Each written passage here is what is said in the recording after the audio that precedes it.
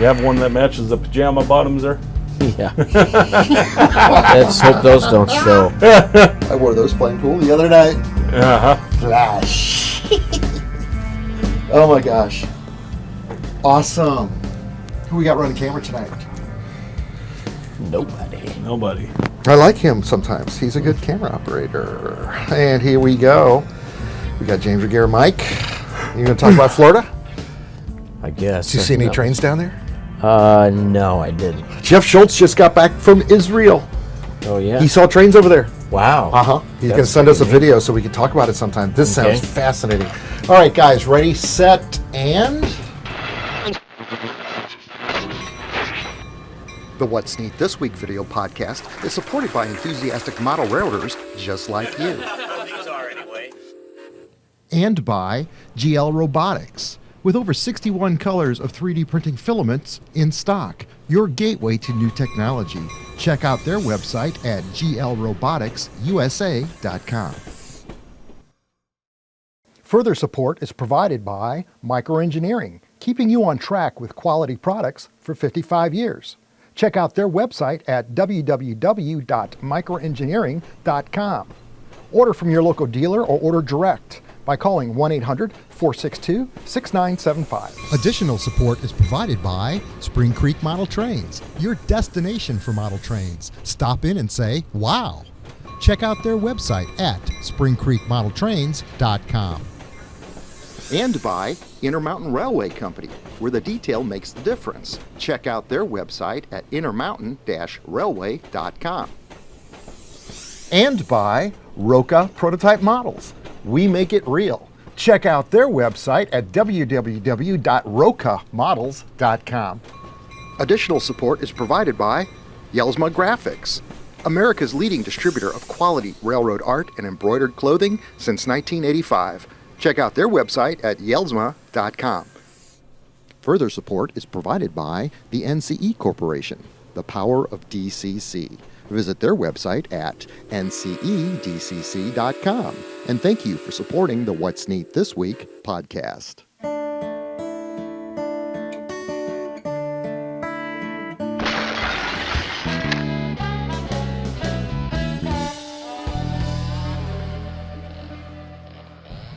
All right.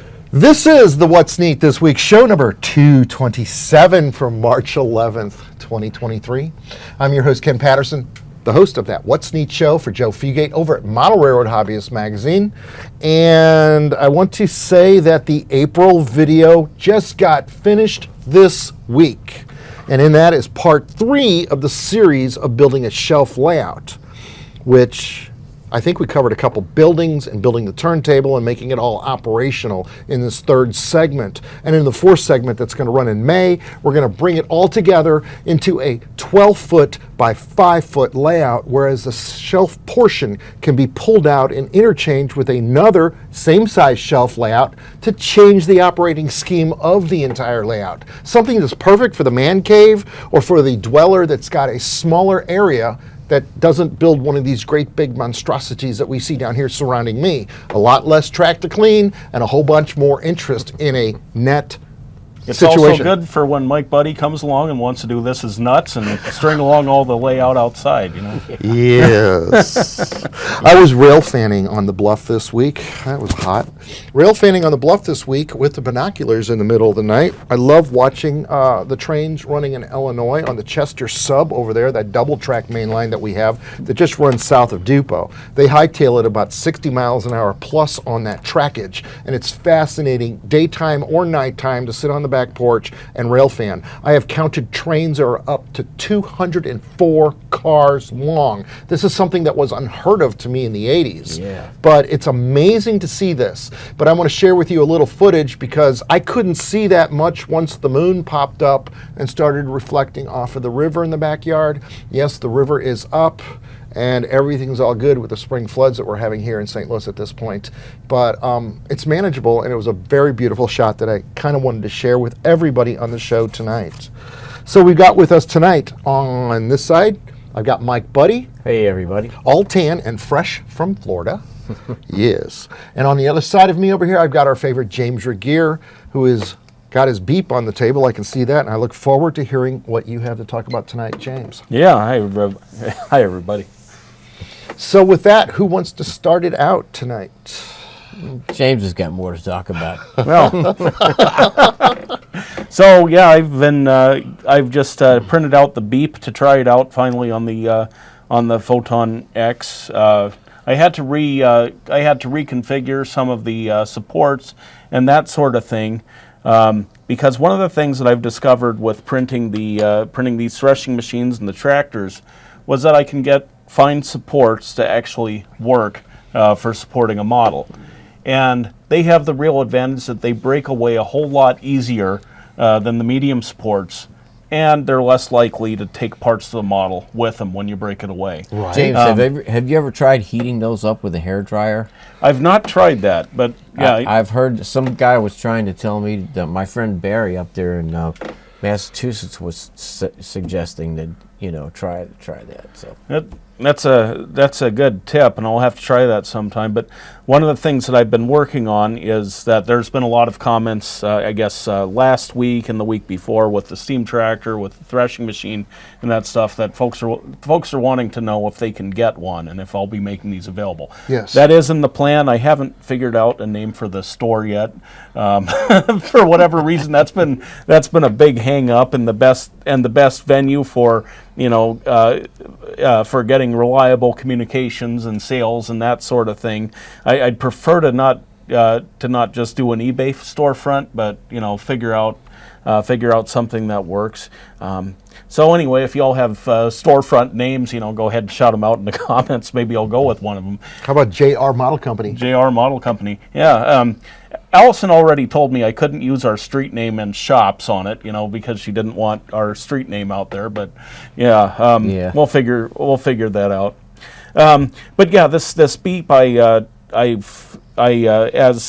I may have mentioned before, the previous beep, that I had on the show like 2 years ago, right, unfortunately met a sad fate at some point during our move back and forth between our rental house and moving back into the main house.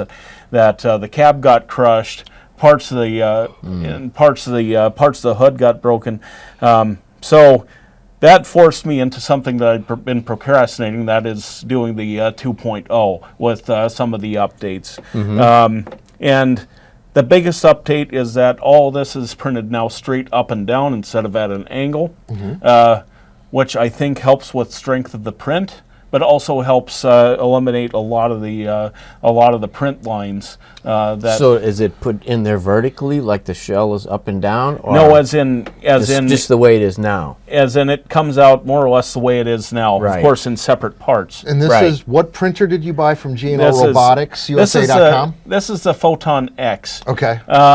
Now, since then, I know Robbie Hansen has been telling me that he's getting this new Elegoo Jupiter. There's also one from Anycubic, which is now the Photon M3 Max, that is large enough to print entire HO scale passenger car scales or shells, which has some intriguing possibilities, for like painting the William Barstow Strong, for example, or any of these other theater cars, which until now have only been available in brass, and that kind of thing. So that, and these cars are the kind that, you go to Rapido, you go to any of these manufacturers, and they'll tell you, well, we can't really make them because they're all so unique that anyone who's going to buy this car wants one that's specific to their railroad. Yeah. And that really limits the market. Therefore, we can't make our buck back for all the development costs.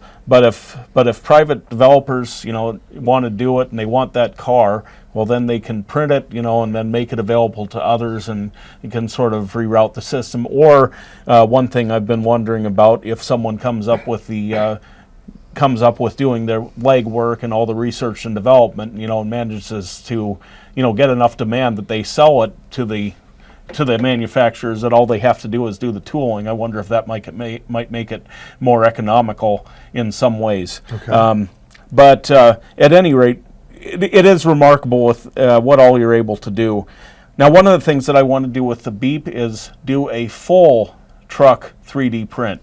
That is, not use the Kato side frames and not use the combination of Kato and Bowser gears, but rather do the entire thing, so that if I put this on the market for people to buy, they don't have a whole list of different parts that they have to throw out several $100s for, aside from So from you the can model that they'll buy 3D from me. print gears and stuff too? That's what I don't know. I can say yes. I say you can 3D print them. The question is how reliable they are. I'd want to experiment with that for a good while. Like build an entire beep from the ground up, Right. and test it out for a good long time before I dare market that, because I don't want Bunch of I don't want problems. someone buying it and then being like, well, my gear just cracked and that sort of thing. I mean, Oh, that's a Well, good. Greg Summerlin talked to me on the phone about that about 6 months ago, where he had a gentleman that had one of these steam locomotives on the shelf up here that the gear failed. yeah. And they, in fact, did design the gear and was able to print it with the resin printer. Right. Man. Well, but the question is long-term reliability, and Okay. that's something that I want to that I want to experiment with before I go and try and sell it. Are there different types of resin, like different There strengths? are different strains or- of resin. So there's the PLA-like resin, and that's what I use a lot. I mean, that's what all this stuff is. It's good. It's reliable. Now from Regier Tech, that's my resin brand that I go to. They also have Regier Tech Blue, which is a little bit more of a urethane type resin, and then they have their endurance or durable resin, which is I think polyurethane, but that stuff is actually supposed to be flexible so that you could, print rubber tires, that sort of thing. Yeah. That gives them a little bit of bounce. But there's just a lot more experimentation that I'd have to do with it. Sure. Certainly make sure that I'd have something to work that works. But that's one of the things I've been thinking about for the future of this project. For now, I just want to get one that's working and that's painted nice and looking decent on time for the RPM meet, here in summer, and that's coming sooner than we Oh think. yeah. But the other project that I did this week, I got away from 3D printing just a bit, and I decided to replace the original decoder in this Broadway Limited Mikado with a TCS WOW decoder, and there's just a lot going on in that boiler. Okay. That in the Broadway Limited, it was interesting. Sort of doing the tear down, seeing just how the wires connect. Like it's not the conventional straight function modular, common, yeah. and you got your headlight, then your function 1, function 2, function 3.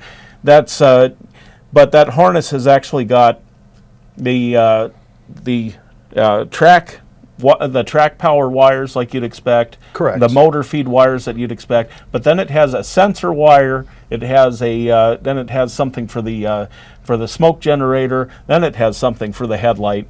And then there's a whole separate processor actually within the boiler itself that helps take the sensor data, I'd imagine, from that reed switch that they use to sense motor revolutions. That then feeds that data to the cab light to tell it to turn on and off based on whether that motor is moving or not, and then feed the sensor data to the smoke generator, which actually has a fan unit on it so that it puffs up smoke, at certain intervals to make it look realistic for operation. It's fascinating. But I didn't want a smoke generator, and I didn't want any of that stuff in it, so I stripped that all out and rewired it, so now it's straight lighting functions going in. Kept the cab light. Now that's separately user controlled and programmable. I tried to add a firebox flicker to it so that you can look in the cab and see a little hole that I drilled that's flickering. And then the regular headlight and all of that. I used a combination of Tang Bend speaker and iPhone 8 speaker in the tender. It's the Tang Bend TS 2008, I think it was, That's what I would have said. There's But- folks out there that absolutely know what you're talking about. There are, and I'm sure they're correcting me right now. Raymond, I expect you to be correcting me on this, what tang bend speaker I put in. But I know Raymond showed me this. He was on the show, several times with some of his projects. But he showed me this tang bend speaker, and I was like, "Holy cow! I've never heard deeper bass. Really? Never better Yeah, that's broad what's- mid range and yeah. that sort of thing." It's an automotive speaker, so it's designed for a sound system in a car. But the tender has enough space to accommodate it in most steam locomotives, and so it's like, wow, why not use that? Yeah, And that's the thing. then the iPhone speaker, mainly because it's a 4 ohm impedance, and the decoder is happiest with an 8 ohm impedance, so you have to take an iPhone speaker, which also has 4 ohms, wire them in series, and then you don't have to worry about adjusting volume, so you don't blow anything and keep the decoder happy. How about that? So, yeah, we'll have. Ken was talking about operating trains this evening, so we'll be doing that with this locomotive, and we'll have plenty of B-roll of it We running. might do that. I think it would be very interesting, like I alluded to last week on the show, whereas rather than, we'll open the show sitting at this table, and then we'll show how to put the lift-out section in for the doorway, and actually let the cameras roll, maybe 2 cameras, and let's run some trains. Let's follow the train around the layout. Let's show how the yard operates. Let's show all the third rail that I haven't ripped up yet. Let's show the trees that I've been diligently working on parts of the layout now because they're so covered with dust over time. Yeah. What you generally do is you take your trees with the Woodland Scenics ground foam on them, and I use Bachmann polyfiber to string it really thin before I apply my ground foam on these trees. And they're sagebrush armatures. And what you usually do to refresh them every year or so is spray them with Aquanet hairspray, and the lacquer in the hairspray somehow encapsulates the dust and makes it simply disappear. They don't look gray anymore, they look green once again. But as what happens after every X amount of years, I find myself pulling the armatures off, pulling all the polyfiber off of the sagebrush armatures, and then restringing it and doing a fresh coat. And what I'd like to do now on this layout is take a couple of the modules and do fall, because I love those light greens and those yellows and the oranges that you get with fall scenes.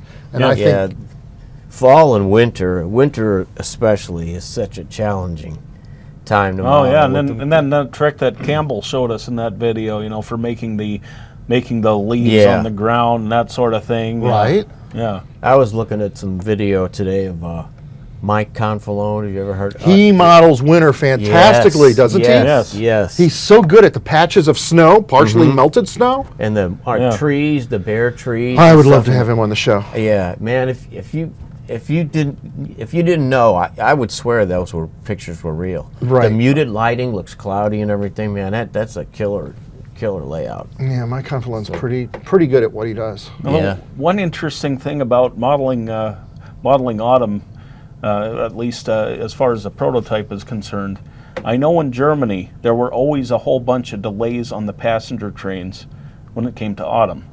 And the reason was that the leaves would fall onto the rails. Yeah. And there'd be enough of them that they would cause the train to lose traction and slippage, and that would cause How about delays. that? So, it would make it interesting from an operational perspective too to simulate that. But Yeah.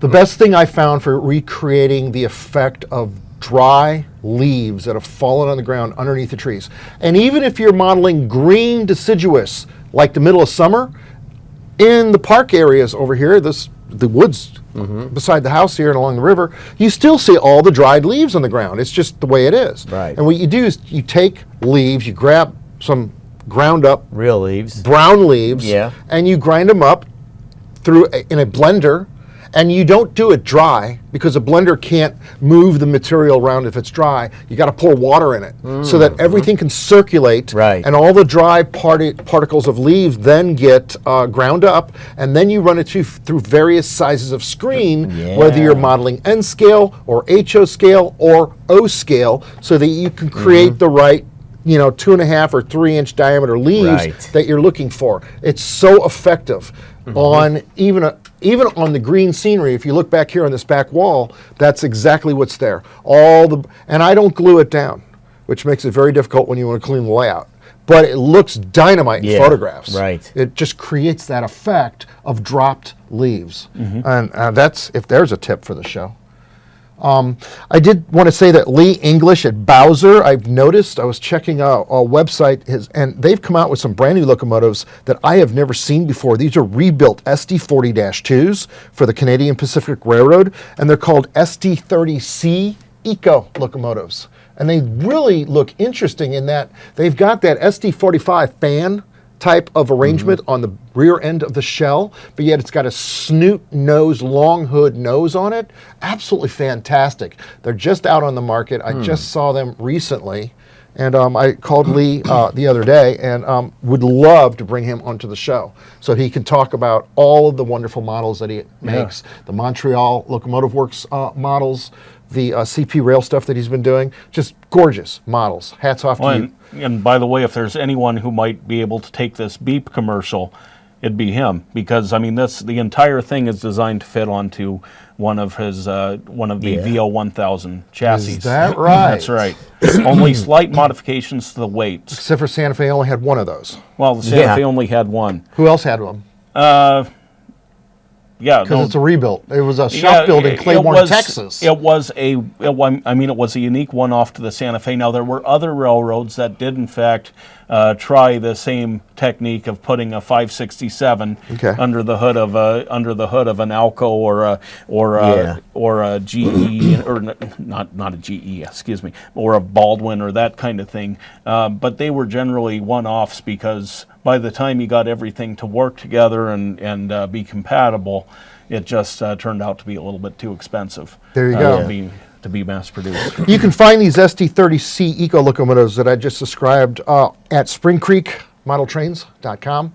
I talked to Mike over there this week, and he told me their sales are so great they're hardly keeping up, which is good. Yeah. This is very good. In fact, my Ford dealership told me the same thing up the street, that all the cars that they pick up at auction, as soon as they're in the shop, they're sold before they get out of the shop for inspection. So evidently sales are still doing quite well out there, and the same holds true for our hobby. And I was very happy when Mike at Spring Creek Model Trains discussed all of this. We will have their show schedule next week to explain all the upcoming shows where you can meet them. They're wonderful people. Great. I don't know how else to sum that Their up. big show should be coming up this summer, shouldn't it? It is this summer. Maybe we should go to it. Can we schedule that out? I don't know, man. I think it was a fun time. Load ourselves up in the truck and head to Deshler, Nebraska. Yeah. Where the hotel is 30 miles away. Yeah. Where is the hotel? Chester? It was east 30 miles. That's all I remember. It was a fun drive there every morning. It gave you enough time just to think. Hebron, maybe. Yeah. Microengineering, I've talked to them, and I'm still trying to schedule a time that they can come out here and be on the show and update us on what's going on. They're super busy right now, still filling back orders and pre-orders of what it is they sell. The code 50, code 70, code 44, all the different codes of rail and HO scale, O scale, N scale, ON30, oh my gosh, G scale, the track I got in the backyard back here. Just a fascinating, wonderful company, and I look forward to hearing them on this show. And I'm scratching that off my list. It was great meeting them here this fall. Just so enthusiastic about all their plans for it and that sort of thing. It's good to know that the company's in good hands. They're awesome. Today, the 3D printed rocket was supposed to launch, and I don't know that it did, because I watched the news tonight and it wasn't a headline. And this is interesting in that this company that has designed this rocket, I think they're launching it out of Florida. They created a 3D printer that's 110 feet tall. It's 7 feet in diameter print range, and they literally print in metal. So it's capable of doing two types of metal, aluminum and some sort of a steel byproduct. But what it does is it takes powdered aluminum material, and a laser heats it up, welds it into place as the 3D print head works its way up the entire rocket. Not only that, it prints the internal structure, the tanks, and all the other things as it's printing the outside shell. Wow. It's all one process. Amazing. It's just like he printed it, just like he designed his rocket, except for this is on a full scale. Now, they tried to launch it, I believe, last week, and there was something to do with the pressurization of the chemicals that were going into the rocket.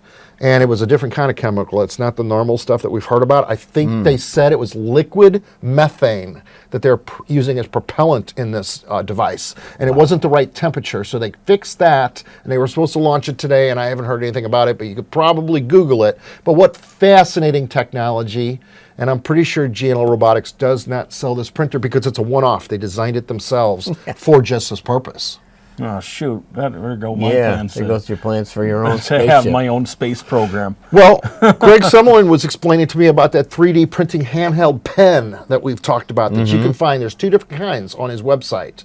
There's a full-blown kit, and there's the pen by itself at glroboticsusa.com. But what they've been able to do now is they're taking a flat surface, and they're drawing the structure of a tree armature on it.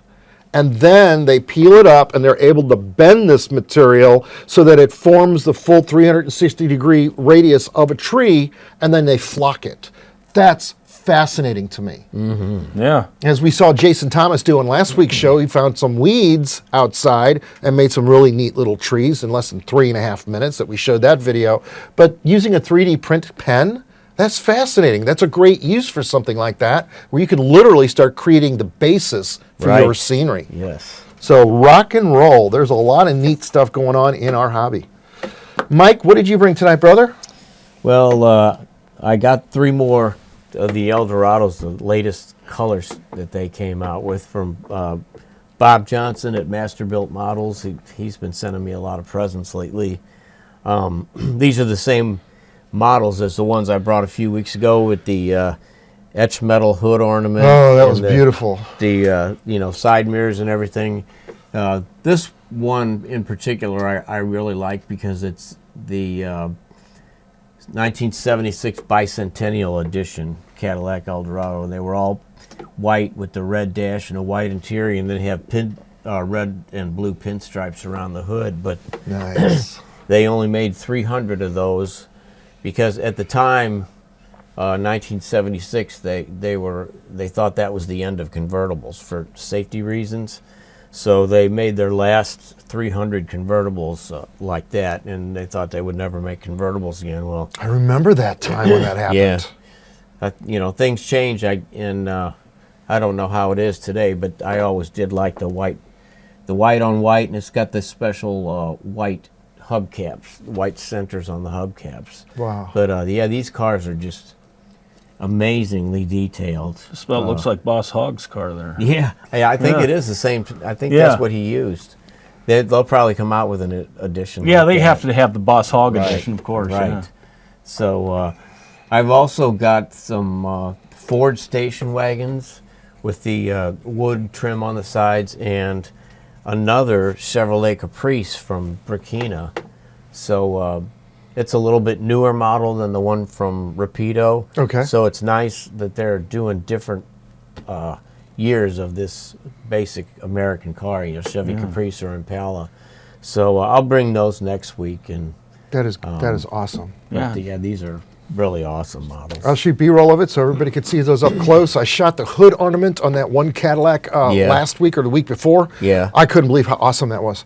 That's the one part that would be so easy you would think to break off, but at least they had a foresight to make it out of etched metal. Exactly. So it's stronger. Some really exciting news that I heard this week is that, as you all know, River Point Station makes some of the most beautiful pickup trucks and dualies and just the most beautiful Fords that I've shown previously on the show, including my Expedition, and I've got that on the shelf back here. I should put it on the table. I didn't. But the fact is, I remember that Atlas had purchased the River Point Station line of N-scale vehicles. Well, now the word is on the street that Atlas has also purchased River Point Station's HO scale line of vehicles. So those vehicles will be able to be made available to all of us. Yes. There's no time frame at this point on what this is going to happen.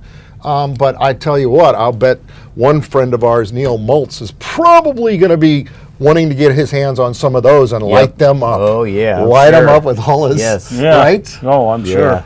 Well, it's amazing, like all the good stuff coming from Atlas. I mean, they just released their U28 CG in the war bonnet colors. Oh my and God, we've been I wanting missed those out for on that, and, years. yeah, I keep saying that I need more model trains like I need a hole in the head. Sometimes I'm amazed at just how much I need a hole in the head. Apparently, because Yeah. I saw that U28 CG and I was like, man. But fortunately, they were all sold out, so I didn't have to. Yeah. Somebody else made the decision. Someone else for made you. the decision for me. That is absolutely awesome. So be sure that when you watch this video, be sure to hit the bell so that you get notifications and subscribe. I think we're up to 15, almost 16,000 subscribers now for this show. It's absolutely wonderful that we've got the patronage out there. Yeah, thanks, this everybody. is a show made for you by us, simple model railroaders. And it's so much fun to do every single week. There's a lot of new stuff coming up and a lot of neat things we're going to talk about in the next future weeks and special guests. Oh, yeah. So with that, do we have anything else to talk about tonight? Well, I'm supposed to remind people about Super Train in Calgary. I think it's in May. I'll get the dates for sure. But It's a train for show? next week, yeah, it's a big train show up in Canada. Okay. And a friend of mine wanted me to mention that. So those of you stateside, if you go up to the train show, be sure to swing west about an hour after that to go to Banff. There is no finer place to catch Canadian Pacific Yes. Rocky Mountain Railroading than Banff, and just hang out in the hot springs and that sort of thing. There you go. We're going to take our NCE ProCab system that we have in the basement tonight, and we are going to run some trains tonight because I know he wants to test this beautiful locomotive, right? Yeah, There's a lot of other things on the NCE website that help support the system, and for those that are just wanting to get started with DCC for the first time, there's nothing better than the PowerCab system. I believe you can still get into one of those just around $200 or so. Spring Creek also stocks those. It's a great system. Run your trains instead of just looking at the buttons and trying to figure out what to do. It's wonderful. And so with that, guys, let's go run some trains. All right. Boom. And it's pouring outside. Yeah, nasty It is. night. I love that display. Good night for staying inside and running trains. Okay, what do you want to do for a thumbnail? You want to let's shoot us running a train. All right. That way we good. can, I'll run some video of you guys running a train, and we'll just shoot it right here on this section of the layout. Let the B-roll roll on camera number 1 as I'm sitting here. All right. Just have I'll to shoot adjust B-roll it. of the Cadillacs up close with a video camera this time. I'll put them on that diorama over there. All right. And that's a good point about the Beep. That is a production model, but it's so limited in what it can be made. Yeah. No, I mean that's exactly the problem. Like I'd be willing to get those plans. That to it's your them, line but, for yeah. JR Model Company. Yeah, there you go. Right, Or I James. could make a deal with him to get the chassis or something like that. All right, guys, rock and roll. We should put the word out there that we want more podcast people to come be on the show from time to time. That would be fun. Mix it up a little bit. Okay, I'm going to kill sound and some cameras. And rock and roll.